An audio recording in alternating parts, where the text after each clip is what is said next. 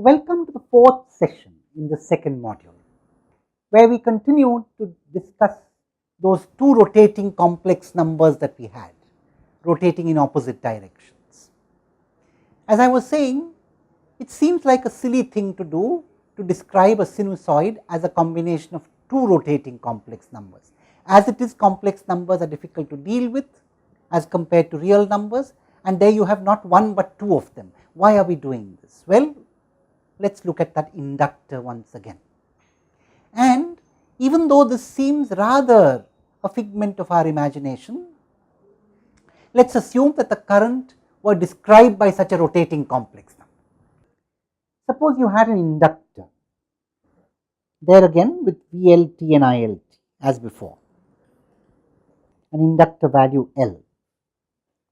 And let us assume that ILT were not I0 cos omega t plus phi of I0, but one of those rotating complex numbers.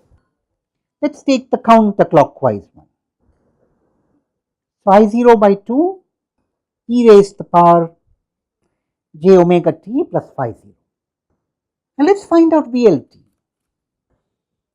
Now, we have a very beautiful property. VLT by ILT is equal to simply j omega L. Beautiful. So, the ratio of the voltage to the current here is a constant independent of time. And we can do the same for the other rotating sinusoid or other rotating complex number. So again, this is a constant independent of time. The only change that you notice is that in the first case, you had L times j omega. In the second case, you have L times minus j omega. So, in some sense here, the actual angular frequency, whether positive or negative, is reflected. We have minus j omega here and we have plus j omega in the previous one. So, you notice that the direction of rotation is also captured in this constant which comes independent of time, a plus or a minus sign. So, we have the notion of a so called positive angular frequency and a negative angular frequency. Now, this is distinct from a sinusoid. In a sinusoid, there is really no notion of a positive angular frequency or a negative angular frequency. You see, except for this positive and negative distinction, by and large, the beauty is that the voltage and the current have a constant or proportional relationship, with the proportionality constant being complex. And in fact, that makes it so much easier to analyze circuits which have resistances, inductances together. And in fact, you can also do the same kind of analysis for capacitances. The only difference in a capacitance, and I will leave this to you as an exercise. Let me write down that exercise. I am going to leave an exercise for you to do. The exercise is repeat this analysis for a capacitor. Recall that for a capacitance of value C, with a voltage of VCT across it and a current of ICT, we have ICT is C times dVCT dt. And one could repeat the same analysis by using rotating complex numbers instead of the original sinusoids. And here one would get the relationship VCT by ICT is again a constant independent of time. Find this constant and explain is the exercise that you need to do. Now, what we have established then, assuming that you have done this exercise, is that when you have a circuit comprising of resistances, inductances and capacitances, they can all be treated as constant multipliers to the current. And therefore, you have this notion of impedance as a generalization of resistance. The resistor has an impedance of R. So, let us write all of them down. So, for sinusoidal inputs, for sinusoidal voltages and currents, a resistance of value R has an impedance of R.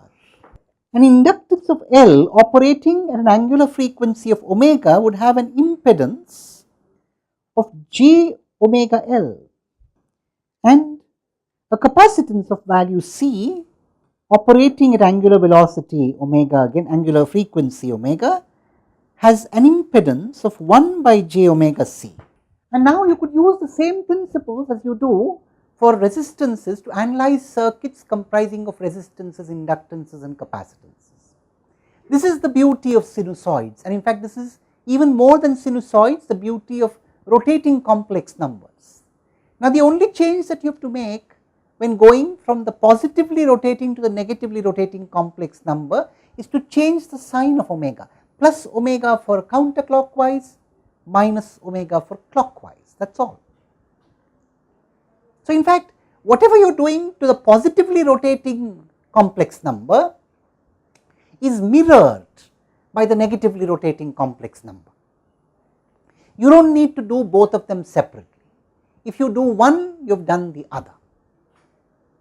So with the same effort, you can deal with one of those rotating complex numbers, work the whole circuit out, and then based on the principle of linearity of RLC circuits, conclude that the overall response is the response that comes out of the positively rotating complex number and the negatively rotating complex number. This is the whole principle of what is called phasor analysis. And in fact, this is a term that we shall now introduce, phasor.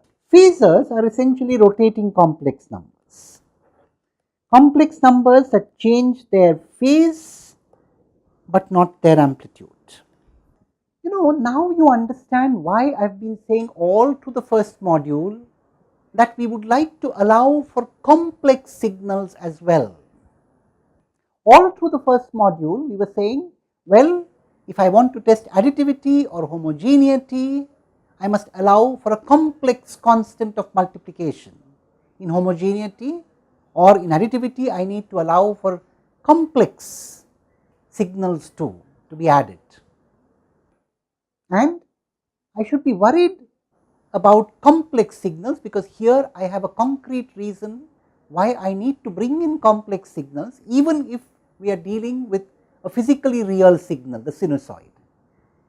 Though we are dealing with sinusoids, the convenience of the sinusoid, the mathematical convenience of the sinusoid is not completely exploited until we go to the corresponding rotating complex number.